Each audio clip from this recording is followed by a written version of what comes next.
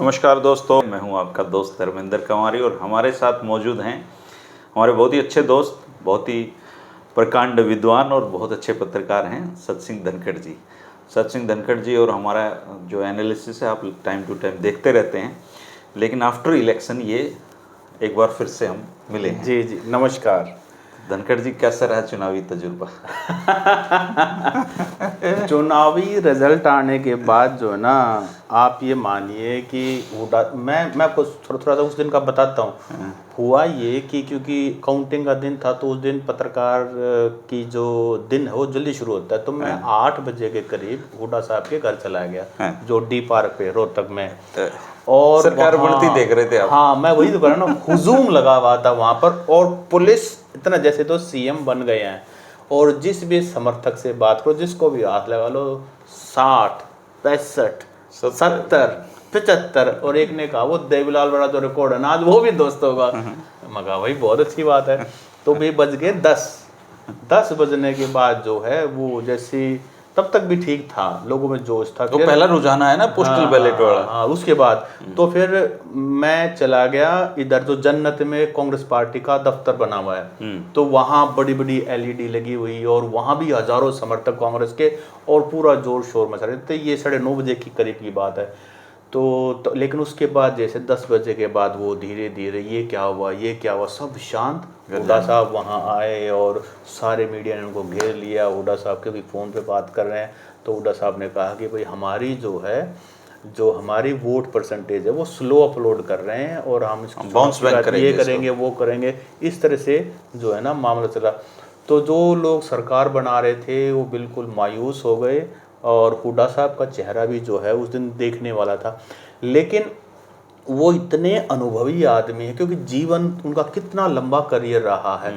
मैं ये कहता हूँ उस आदमी की हिम्मत है कि वो 10 बजे से लेकर शाम को 4:30-5 बजे तक मीडिया को आखिरी बाइट देकर गए हैं, और उसके बाद वो दिल्ली गए हैं। पूरा दिन उन्होंने लोगों के बीच में झेला है, सामना किया उनका, और लोगों के रिएक्शन बदलते हुए देखे हैं। उम्र देखो, 77 साल के उनकी उम्र हो गई, और लेकिन बस इस दौरान दीपेंद्र सिंह हुड्डा दिखाई नहीं दिए। उनको भी सपोर्टर्स के बीच में होना चाहिए था। परिणाम तो देखो, कभी फेवर के आएंगे, कभी एंटी आएंगे। तो उस दिन जो है ना, वाकई में एक ऐसा एक्सपीरियंस था जो आंखों के सामने इतिहास बनता बिगड़ता और नया जो है ना इतिहास बनता देखा। हाँ, वो देखा, और लोगों के रिएक्शन भी बनते हुए देखे। एक रात पहले यानी कि 7 तारीख को चंडीगढ़ के बड़े बड़े अफसर हुड्डा साहब की कोठी पे हाजिरी लगाते हुए देखे मैंने। और उसके बाद जो है एकदम से वो सीआईडी ने रिपोर्ट दे दी कौन कौन से हाजिरी लगा। जी जी जी जी जी नहीं, उन्होंने पलटी मार दी कि हम लोग तो किसी और काम के लिए गए थे, वहां तो हम गए ही नहीं, या फिर रिपोर्ट गलत है। तो सर ये होता है जो हुआ परिणाम के बाद। उसके बाद जो जैसे ही फेसबुक खोलते हैं तो ट्रोलर्स जो हैं। अच्छा, एक बात, फिर हम घूम फिर के यहीं सब लोग आएंगे जी कि ये इलेक्शन ऐसा इलेक्शन था हरियाणा का जिसको ना हम पत्रकार समझ पाए, ना एग्जिट पोल वाले समझ पाए, ना देश का कोई पत्रकार समझ पाया। अगर इस चुनाव को कोई ढंग से समझ पा रहा था तो वो अकेले जो मुख्यमंत्री नायब सैनी जी हैं वो समझ पा रहे थे कि आप चिंता ना करें, सारी व्यवस्थाएं हो गई हैं, हमारा बहुमत आ रहा है। तो एक बात तो तय है कि अंडर करंट जो था वो बहुत ज़बरदस्त साइलेंट वोटर उसने बीजेपी के पक्ष में एक था, लेकिन मत विभाजन अगर देखें तो बिल्कुल एक उस पे खड़े हैं, फ्रैक्शन ऑफ बिल्कुल वोट परसेंट फ्रैक्शन है। और लेकिन एज ए जर्नलिस्ट मतलब आपका क्या अनुभव रहा कि आप और हम क्यों नहीं भाप पाए इस चीज़ को? नहीं, मुझे लगता है कि हमने जो भी रिपोर्टाज लोगों को दी, चाहे वो किसी भी माध्यम से दी, 1-to-1 दी, वीडियो के माध्यम से दी या लिख करके दी, मुझे लगता है कि हमारा एनालिसिस बिल्कुल सही था। हम जिन लोगों से बात कर रहे थे, हम जिनके बीच में जा रहे थे, जिन लोगों के फ़ोन आ रहे थे, मुझे लगता है कि वो 37 सीट अपने आप में कम नहीं होती। ये 37 सीट आई है, लेकिन जिस बड़ी कम्युनिटी की बैकिंग के ऊपर भूपेंद्र सिंह हुड्डा को ये लग रहा था कि कांग्रेस पार्टी की सरकार बन जाएगी, उन्होंने ही उनको दगा दी है। 17 ऐसी सीटें हैं, मोस्टली जाट्स ऐसे हैं जिन्होंने जो जो डिफरेंस है, जाट वोट बीजेपी को ट्रांसफर हुआ मैं है। कह रहा हूँ नहीं, या तो बीजेपी को ट्रांसफर हुआ है या फिर जो रेबल कैंडिडेट था, चाहे वो बीजेपी का रेबल है चाहे वो कांग्रेस का रेबल है, इंडिपेंडेंट के रूप में उन्होंने खेल खराब किया है। अगर वो सब ना होता तो मैं ये कहता हूँ कि परिणाम वही होना था जो हम और आप और देश के सभी पत्रकार कह रहे थे। खेला हो गया, वाकई में इतना बड़ा खेला, मुझे लगता नहीं कोई भी मानकर तैयार नहीं है। बिल्कुल है पता से। और वो सुनील कोनुगुलु कहाँ पे है? नहीं, सारी बातें सही हैं, बिल्कुल हमने जो एनालिसिस दिया था वो बिल्कुल सही है। हालांकि परिणाम देखने वाले सिर्फ आंकड़ों को देखेंगे, लेकिन उन आंकड़ों के पीछे कहानी क्या है, वो सिर्फ आप आंकड़ा देख करके किसी को ट्रोल करना ही बड़ा आसान काम है। सरकार के पक्ष में खड़ा होना आसान बात है, लेकिन हमारा काम है उन लोगों की आवाज़ बनना जो शोषित हैं, जो सताए गए हैं, या जो बदलाव चाहते हैं। तो उनकी आवाज़ कौन बने? तो उनके पास तो या तो कोई विपक्ष की पॉलिटिकल पार्टी बने या पत्रकारों के माध्यम से हम ही लोग आवाज़ बनते हैं। हमने अपना काम ईमानदारी से किया है और उसको हम आज भी कहते हैं। हमारा पोल प्रिडिक्शन गलत हो गया, इसमें कोई दो राय नहीं। प्रिडिक्शन गलत हो गया, और ये पोल प्रिडिक्शन तो अपने नरेंद्र मोदी जी का भी गलत हुआ है जी। 400 पार वालों का भी तो गलत हुआ है, 75 पार वालों का 75 पार वालों का भी गलत जो हुआ है। खट्टर साहब के साथ हुआ ना 2019 में, इतने सारे कैंडिडेट तैयार हो गए कि हम चुनाव लड़ेंगे। सेम रिपीट हुआ है, ये सेम एग्जैक्टली 2019 का रिजल्ट सेम रिपीट हुआ है, बस पार्टियां बदल गई। 40 सीट थी 37 पे आ गए, इतना ही तो है ना। लेकिन फर्क इतना है कि मनोहर लाल जी की जो गलतियां थी उनसे भूपेंद्र सिंह हुड्डा जी सीख सकते थे। अब अगर हारी हुई पार्टी का आप विश्लेषण करें कि जिस पार्टी के इतना बड़ा बूम हरियाणा में दिखाई दे रहा था और वो गुब्बारे में जैसे पंक्चर होता है तो फ्यूं करके बुझ जाता है, तो कांग्रेस का ये जो गुब्बारा है, जो पंचर्ड गुब्बारा है, इसके हार के क्या क्या कारण आप देख पा रहे हैं? एक तो बहुत बड़ा रीजन सिटिंग गेटिंग का फॉर्मूला है। 15 लोग हार गए 28 में से। जी, मैं ये कह रहा हूँ हारने को तो बीजेपी के भी ज्यादातर मंत्री आ गए और बीजेपी के मंत्री जाटों को तो रगड़ दिया, चाहे वो विपक्ष के जाटों को तो पूरी तरह रगड़ दिया। ओम प्रकाश धनखड़, कैप्टन अभिमन्यु, रगड़ दिया उनको पूरी तरह से, बिल्कुल नहीं बर्दाश्त कर रहा जी। भव्य बिश्नोई हार गए, भव्य बिश्नोई हार गए, इधर से अभय चौटाला हार गए।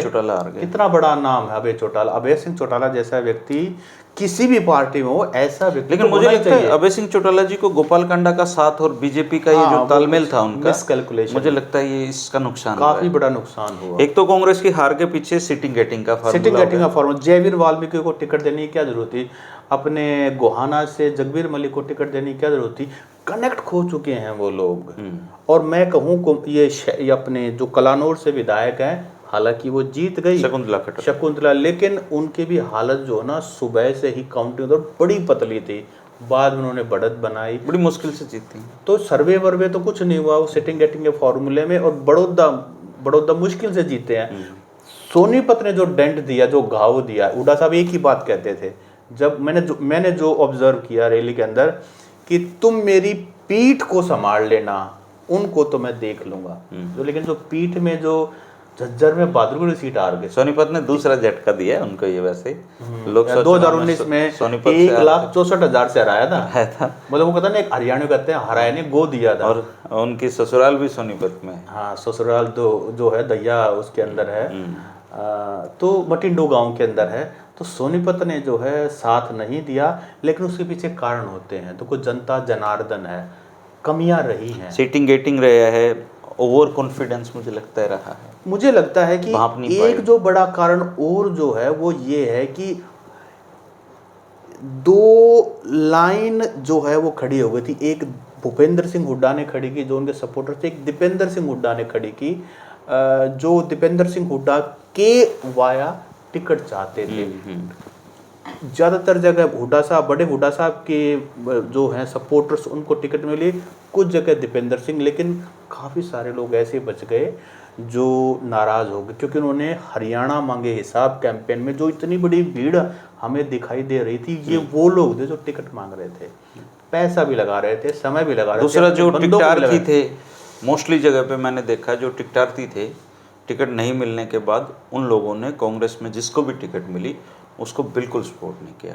उनको ये लग रहा था कि हमारी सरकार तो आ ही रही है, एक सीट हम यहाँ हार जाएंगे तो क्या फर्क पड़ेगा। इस चक्करों में बहुत सारी सीटें हार गए वो। जी जी। और बार बार यही सुनाई दे रहा था कि पार्टी हाईकमांड जो है वो हुड्डा साहब को तभी सीएम बनाएगी जब सीटें जो हैं 50 के आसपास मेजोरिटी से टच करके हल्का सा आगे रहेंगी। अगर 60 सीटें आ गई तो फिर पार्टी हाईकमांड अपनी चलाएगा और फिर कुमारी शैलजा का नंबर लग सकता है। कुमारी शैलजा भी एक बहुत बड़ा फैक्टर है। अच्छा, कुमारी शैलजा की अगर बात करें तो अगर कांग्रेस आज स्थिति पे खड़ी है तो आप एक बढ़िया लाइन है कि असफलता सफलता का कि कई बार कोई बाप नहीं होता। और सफलता के कई बाप होते हैं। हाँ, कि मेरे कारण हुआ है। असफलता अनाथ होती है और सफलता के कई बाप होते हैं जी। तो जैसे आज अगर हुड्डा साहब की सरकार बन रही होती तो कोई इन चीज़ों पे गिनती नहीं कर रहा था, इस हार पे विश्लेषण कर रहे होते कि बीजेपी कैसे आ रही। हाँ, बीजेपी तो हारनी थी। लेकिन मुझे लगता है कि शैलजा जी का जो फैक्टर था, शैलजा जी ने भी कांग्रेस में रहते हुए एक विपक्ष की ही भूमिका कांग्रेस में निभाई है। और मैं ये मानता हूँ इसमें पार्टी हाईकमांड की कमी रही। पार्टी देखो, ये जिम्मेदारी फैक्शनिज्म कांग्रेस में हर जगह है, बीजेपी में भी है, लेकिन उतना मुखर रूप पे नहीं है। तो पार्टी हाईकमांड होता किस लिए है? मुझे लगता है कि राहुल गांधी को जितना समय इन्वेस्ट करना चाहिए था हरियाणा में, उतना समय इन्वेस्ट। अब कल मीटिंग थी उनकी समीक्षा बैठक, तो उसमें कहते हैं राहुल ने खिंचाई की है। अब कोई राहुल गांधी से पूछे, जब ये टिकट बट रही थी तुम कहाँ थे भाई? हरियाणा की 90 टिकटों के लिए राहुल गांधी ने 90 मिनट भी नहीं दिए। वही मान के बैठे थे कि सरकार, और जहां जहां कैंपेनिंग उन्होंने की वो सारी सीटें आ रही। ये देखना, बहादुरगढ़ से लेकर गोहाना तक की सारी सीटें आ रही। जहां राहुल गांधी कैंपेनिंग करने गए वो सारी सीटें आ रही है। बिल्कुल। वैसे गोहाना में मोदी साहब आए थे तो सोनीपत की सीट हार गए थे। पता नहीं गोहाना में ऐसा क्या है, गोहाना की जलेबी। लेकिन इस बार जीत गए अरविंद शर्मा। नहीं, लेकिन हम इस बार कुछ लकी कैंडिडेट हैं। देवेंद्र अत्री उचाना से, रामकुमार गौतम, वो तो कमाल ही होगा। रामकुमार गौतम जुलाना से, और विनेश की बड़ी मुश्किल से, मतलब 6000 के करीब है बहुत मार्जिन। क्या मार्जिन है? भला 60 का 6 रह गया। जेपी दलाल जी हार गए। जेपी दलाल जी फरटिया ने फराटा बांध दिया। बहुत थोड़े नहीं, सांगवान साहब, जो सुनील सांगवान साहब है, हालांकि उनका जो सोशल कनेक्ट है लोगों के साथ और अपनी नौकरी छोड़कर। नहीं, मैं इंटरव्यू के बिल्कुल चुनाव से एक दिन पहले उनसे मिला, मैंने देखा इंटरव्यू करके आया। तो वो उनमें कॉन्फिडेंस तो लग रहा था कि जीत जाएंगे, और जीत गए थे। लेकिन वहाँ एक बार जब आप गांव वालों से बात कर रहे थे तो कांग्रेस के नाम पे मनीषा निकल जाएगी, वहाँ मैंने भी उनका इंटरव्यू किया था, तो वो 2 बातें कर रहे थे कि भाई प्रत्याशी तो सुनील बढ़िया है, पार्टी मनीषा की बढ़िया। अब लोगों ने वो कैंडिडेट चूज कर लिया। मतलब ये लोग 1700 कुछ वोटों का फासला रहा, पर बड़ा जोखिम भी लिया था जिंदगी में ना। 8 साल नौकरी के पड़े हुए थे, और जेलर की नौकरी कोई छोटी नौकरी नहीं, अच्छी नौकरी, राजा होता है वहाँ का। तो खैर वो, और ये भी परंपरा हरियाणा में कायम रही कि वित्त मंत्री जो बनता है, भी बनते हैं, वो चुनाव अगला नहीं जीत पाता। और अब कौन बनेगा इस पे नजर। लेकिन जस्सी भी जो है वो देखो, उसकी जीत भी आप देखो, आप मानो कुछ भी कहो, आजकल हरियाणा में कांग्रेस हारी है, तो उसमें नारनौंद की जो टिकट है उसका बहुत बड़ा योगदान है। नारनौंद ने, ये समझिए कि दोनों पार्टियों में बहुत बड़े बड़े नेताओं का सफाया करने का काम किया है। कैप्टन अभिमन्यु को वहाँ के लोगों ने हरा दिया। अगर आज कैप्टन अभिमन्यु जीतते होते तो वो सरकार बना रहे होते जी। नारनौंद एक नुकसान अपना ये किया, जस्सी पेटवाड़ की टिकट के चक्कर में भूपेंद्र सिंह हुड्डा जी का पूरा प्लानिंग खराब होगी। डॉक्टर अजय चौधरी को वहाँ से टिकट दी होती, और शैलजा जी को उकलाना से टिकट दी होती। आज इनकी जो पोल प्रिडिक्शन थे, ये चाहे कुछ कहते रहो, वोट का डिवाइडेशन यूं कहीं हो, आप इनकी हरियाणा में सरकार बनते हुए देख सकते थे। लेकिन होता वही है, जो वो एक कहावत है, इधर माई वे और नो वे, या तो मैं मुख्यमंत्री बनूंगा, नहीं तो फिर कुछ नहीं है, बंद कर दूंगा। वो पहले आप बचपन में खेलता नहीं थे, मन कला लड़ना तारे ना। अभी दिक्कत सबसे बड़ी ये है, विपक्ष तो आज सबसे मजबूत है। हाँ, हरियाणा बनने के बाद इतना मजबूत विपक्ष शायद ही कभी हरियाणा में रहा हो, और इतना जख्म खाया हुआ। हाँ, जख्म खाया हुआ। लेकिन कांग्रेसियों की दिक्कत सबसे बड़ी है कि ये आपस में लड़ भिड़ के ही मर जाएंगे।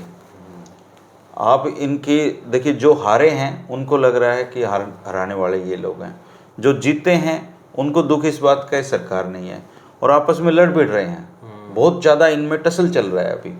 लेकिन अब देखो नेता प्रतिपक्ष इनमें से कौन बनता है। एक बहुत बड़ा सवाल और भी है धर्मेंद्र जी कि अब जाट पॉलिटिक्स का बनेगा क्या, बड़ा सवाल है। देखिए आप इस पे अपने विचार रखो, उससे पहले मैं 1920 से लेके आज तक की जाट पॉलिटिक्स का लब बोलो अब बता देता हूँ कि हरियाणा में जाट कम्युनिटी राजनीतिक रूप से ज़्यादा जागरूक और इन्वॉल्व है।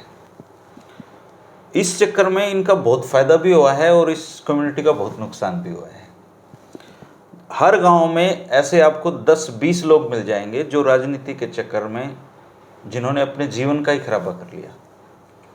हजारों आपको ऐसे कार्यकर्ता मिल जाएंगे जिन्होंने राजनीति के चक्कर में अपने घर परिवार नहीं संभाले जी।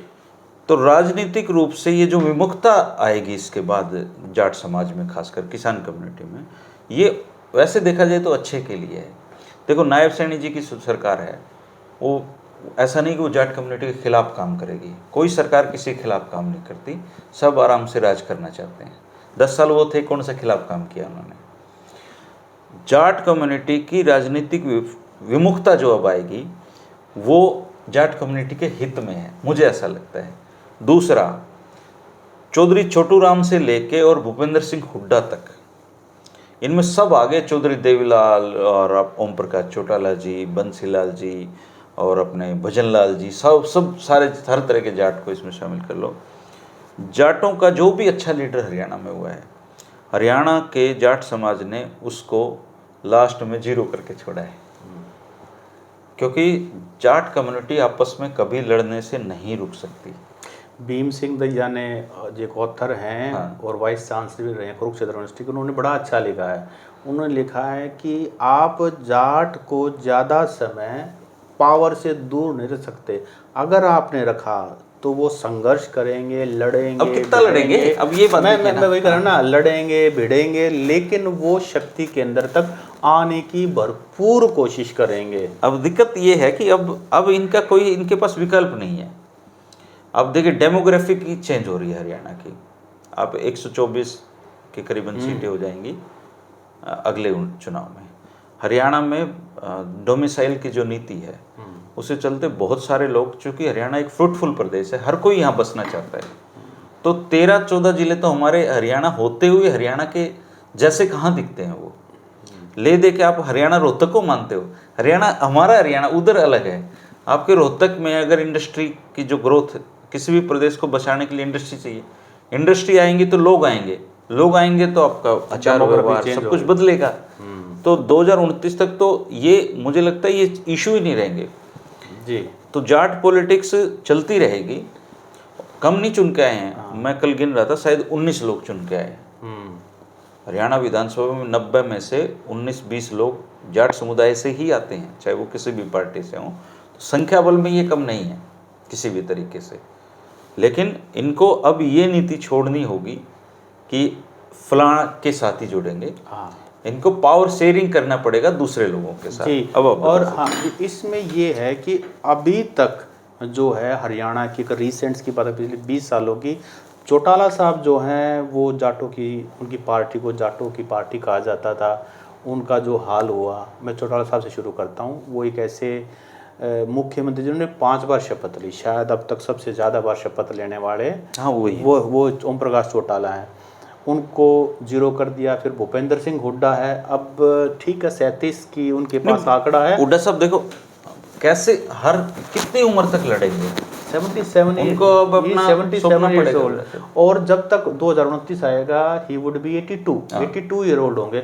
अब 82 ईयर ओल्ड, हालांकि 83 साल के खड़गे कांग्रेस चला रहे हैं। हाँ वो चला रहे हैं, लेकिन मुझे लगता है हरियाणा जैसे प्रदेश में मेंटली भी आपको एक्टिव रहना पड़ता है। और जो हार है, जब ये आप ये मानिए कि रोहतक में इस तरह की उदासी है, तो आप ये माने जिस व्यक्ति ने एक एक चीज़ अपने हाथों से की है, जो व्यक्ति 48 घंटे पहले मतलब सीएम बन चुका था और उसको वो सारी की सारी चीज़ें हो गई थी, उसके साथ इतना बड़ा झटका, वो भी इस उम्र में, मैं ये मानता हूँ उनको समय चाहिए भगवान पर रिकवर, उनको बहुत लंबी दीर्घायु आयु दे भगवान, करे वो 100 साल से ऊपर उनकी उम्र हो। लेकिन बात है पॉलिटिकली एक्टिव और रेलिवेंट रहने की। फाइट कितनी अब करेगा? सोचना पड़ेगा, मुझे लगता है कि जाट समाज भी सोचेगा जब इस चुनाव में उन्होंने एक तरफा होकर के, जैसा माना जा रहा था, कांग्रेस को वोट नहीं दिया, बल्कि इस बार कांग्रेस को बहुत बड़ा ओबीसी का भी वोट बैंक मिला है। कांग्रेस को ओबीसी का मिला है और बीजेपी को जाटों का मिला है। बिल्कुल, बीजेपी और दलितों ने भी खूब वोट किया है। एक बार वो कह रहे थे कि दलितों ने वोट नहीं किया, दलितों ने वोट किया, लेकिन जाटों ने जो है इस बार पूरी बैकिंग। मुझे लगता है अब ये जो अगर पोल प्रेडिक्शन बीजेपी की सीट 45-50 दिखा देते तो भी क्या अब तक कांग्रेस तो ये मेहनत कर लेते, वो डर में ज्यादा मेहनत कर गए और ये अति आत्मविश्वास में मेहनत करना छोड़ गए, तो बड़े बड़े हैं। सबसे पहले तो इनको अपना अब संगठन तो कम से कम होना ही चाहिए। अच्छा, मैं आपको संगठन नहीं है अंदर की बात हूँ, कांग्रेस वालों ने तो हुड्डा साहब कब सीएम लेंगे तारीख भी रख ली थी। हालांकि अब तो वो पुरानी बातें हो गई और वो तारीख भी रख ली थी कि 12 तारीख को शपथ लेंगे, ऐसा सुनने में। हालांकि जो मन की जो पीड़ाएं हैं हार की, वो तो खैर हुड्डा साहब ही जानते हैं। देखो वो तो हुड्डा साहब ही जानते, पर वो बहुत मैच्योर व्यक्ति। मैंने उस दिन देखा जिस दिन चुनाव का परिणाम आ रहा था, सर आसान नहीं होता है, सब कुछ आपकी आंखों के सामने तितर बितर और जिस तरह से हो रहा है, वो व्यक्ति रुका रहा है। और हुड्डा साहब के साथ बनती ऐसे ही है। आप ये देखिए कि वो कैप्टन इंदर सिंह से चुनाव हार गए थे 99 में, जब वो कारगिल वार हुआ, जब वो एक फौजियों की हवा चली 99। और ये अब सोनीपत 2019। लेकिन देखिए किस्मत के धनी है नायब सैनी जी, इस बार तो कहना पड़ेगा, इस बात में कोई दो राय नहीं। जितना पॉलिटिकल ग्राफ उनका तेजी से हरियाणा में बढ़ा है, किसी नेता का ऐसा। मैं एक तारीफ और करना चाहूँगा बीजेपी की। हालांकि कल आपने फेसबुक पोस्ट में आपने लिखा था, क्योंकि मेरा घर वहीं आसपास है जहाँ बीजेपी का सेक्टर 36 से में दफ्तर है। चुनाव के परिणाम से एक दिन पहले सन्नाटा, परिणाम आने के बाद सन्नाटा, अब भी सन्नाटा, अब भी सन्नाटा। मैं सुबह आया हूँ वहीं से क्रॉस करके, सन्नाटा। मैं कह रहा हूँ जो हजम करने की ताकत बीजेपी के अंदर है, अगर ये कांग्रेस की सरकार आ जाती और रोड पे होकर के नाचते लोग, और मैं कहता हूँ इतने बाज जाते मुश्किल हो जाता है, भाई डट जाओ। भाई ये कमाल का है। नहीं तो जिस पार्टी की सरकार आ जाए तो बिल, मैं ये कह रहा हूँ कि वहाँ दीवानी जैसा है। एक आदमी कुएं में पड़ गया, बहुत पुराना चुटकुला है। हाँ, कुएं में गिर गया, उसको देख रहे लोग, अरे बचाओ बचाओ, तो आप जैसा कोई वो भी कुएं में कूद गया, तो उसको खैर बचा लिया गया। तो बचाओ बोले वो शाबाश भाई शाबाश, तने बचा लिया। न बोला शाबाश न छोड़ो, धक्का किसने दिया था? तो राज के लिए बीजेपी भी तैयार नहीं थी। हाँ बिल्कुल तैयार नहीं थे। वो तो कुदरती वाहवाही मिल रही है उसको। हाँ, नहीं मिल रही है। देखो ये शैलजा को अगर मैनेज कर लिया जाता, राहुल थोड़ी सी दूरदर्शिता दिखाते, शैलजा जी को मैनेज कर लेते, 2-4 टिकटों पे रोड़ा ना करते, टिकट समीकरण जैसे सर्वे के हिसाब से थे वैसे टिकट दी होती, तो आज वास्तव में ही बीजेपी अंडर 20 रहनी थी। ये सच्चाई यही है। किरण चौधरी अगर नहीं जाते और ये तो आपको क्या लगता है कुछ फर्क नहीं पड़ना था। वही एक सीट तो शाम की किरण चौधरी जी को तब जीतनी थी, अब एक जीत वही। और ये अशोक तंवर का एकदम से आना, अशोक तंवर जी के लिए तो 152 अभिशाप बन गया है। वो मैं काश उनकी गाड़ी उस दिन पंचर हो गई होती। वो एक मीम बना हुआ है कि भाई तंवर साहब के साथ तो बन गई, अंदर गए तो भंडारा खत्म और 12 चप्पल चोरी। हालांकि मुझे सहानुभूति है उनसे, सच नहीं मतलब एक आदमी का इस तरह पॉलिटिकल मतलब डैमेज जो इसकी भरपाई भी नहीं 2009 से लेकर 2014 तक वो सिरसा के सांसद रहे हैं। उसके बाद जो है 2014 5 साल में 5 पार्टियां बदली उन्होंने, और गए थे अच्छे के लिए। सुनीता दुग्गल जी के साथ खराब बनी, लेकिन उन्होंने तंवर को जिम्मेदार ठहराया। अमित शाह डबवाड़ी से बहुत अच्छे पार्लियामेंटर, जैसे जो अच्छे विधायक होते हैं वो वैसे विधायक हार गए चुनाव। लेकिन आप ये देखिए शैलजा जी के साथ बुरी बनी, और हमारे लेकिन शैलजा जी ने सेकंड रहे हैं। देखो बड़ी बात है, पहली बार चुनाव वोट लेना, और वो लोकदल का इलाका है और बहुत पैसे वाला चुनाव, जबरदस्त। 2 लोग ऐसे हैं, ये कॉमरेड ओम प्रकाश और कॉमरेड ओम प्रकाश ने भी, कॉमरेड ओम प्रकाश के ऊपर मैंने आर्टिकल लिखा है टाइम्स ऑफ इंडिया में, कल छपा है। और मेरी उनसे बात, उन्होंने कहा कि आज पिछले 2009 से लेकर 2024 तक आज तक का विपक्ष का सर्वश्रेष्ठ प्रदर्शन रहा है मेरा। इतने वोट किसी ने लिए। तो ये बड़ी बात है, उनकी व्यक्तित्व, उनकी ईमानदारी, और जो लोगों में लगा उम्मीद की अच्छे प्रत्याशी सामने आया, उनको सपोर्ट करना चाहिए। देखिए भिवानी के लोगों ने अच्छे आदमी को सपोर्ट किया है, लेकिन जाति के नाम पे ज़्यादा लोगों ने सपोर्ट किया घनश्याम जी लेकिन को। एक बात है, लेकिन कॉमरेड देखो- साहब पहले भी आवाज़ उठाते थे, लेकिन अब आवाज़ उठाएंगे तो उसमें वेट होगा। उन्होंने कल कहा, कल दादरी गेट पे कुछ महिलाओं ने पानी के लिए प्रदर्शन किया, तो अपने घनश्याम जी तो कहीं जाते आते हैं नहीं, लेकिन वो वहाँ पहुँचे तुरंत और वहीं से जेई को फ़ोन मिलाया कि वो जेई साहब मैं इन महिलाओं के साथ खड़ा हूँ, ये पानी नहीं आ रहा दादरी गेट पे, अगर ये 2 दिन में समाधान नहीं हुआ तो ठीक नहीं रहेगी। तो मैंने कहा अब तो फिर विधायकों वाले उसमें आ गए हो। बोले देख भाई ऐसा है, भिवानी के लोग हैं बहुत अच्छे, इन्होंने सोचा देखो घनश्याम जी बढ़िया, कुछ कहते भी नहीं किसी को, करते नहीं तो कहते भी नहीं, कहते नहीं तो आराम से इनको भी चुन लो और मैं तो फ्री में हूँ ही। बल्कि कॉमरेड साहब से मेरी बात हो रही थी ना, कॉमरेड साहब बोले कि जब शुरू हुआ ना तो घनश्याम साथ में खड़े थे। घनश्याम ने कहा कॉमरेड साहब ये तो आपको हमने गिफ्ट कर दी है, अब तो हमारा तो इलेक्शन गया। तो फिर बाद में चुनाव में और ट्रेंड्स आए और उसमें मैं चुनाव हार गया, लेकिन एक बार तो घनश्याम को पूरा जाडा चढ़ा दिया था मैंने।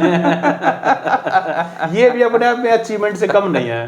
देखो उनको बुलाएंगे, हम बात करेंगे उनसे भी, लेकिन हरियाणा का ये चुनाव काफ़ी मायनों में सबक लेने वाला है। और एक सबक ये भी लेना है दोस्तों कि अभी जातियों में, कुछ खास जातियों में एक अंदर ही अंदर थोड़ा सा शुभ और थोड़ा क्रोध और तनाव दिखाई दे रहा है, तो ये नहीं होना चाहिए।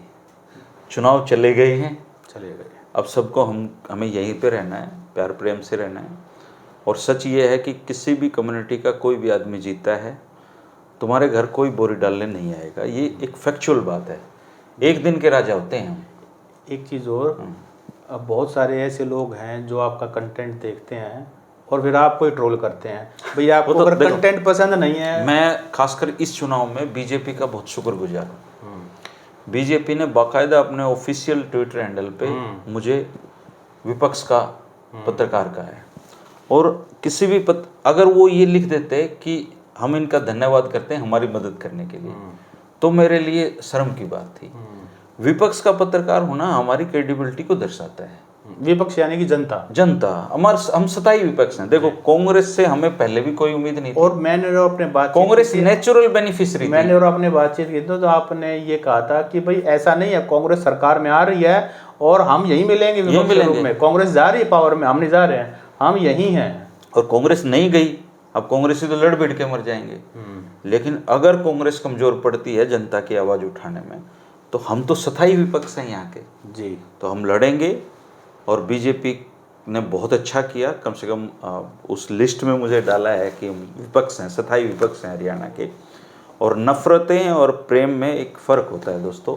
जब हम किसी से नफ़रत करते हैं तो हम खुद को जलाते हैं, और हम जब किसी से प्रेम करते हैं धनखड़ जी, तो हम खुद को और उसको दोनों को आगे बढ़ाते हैं। बुद्धा एक बात कहते हैं, hatred can not be ceased by hatred, hatred can only be ceased by love.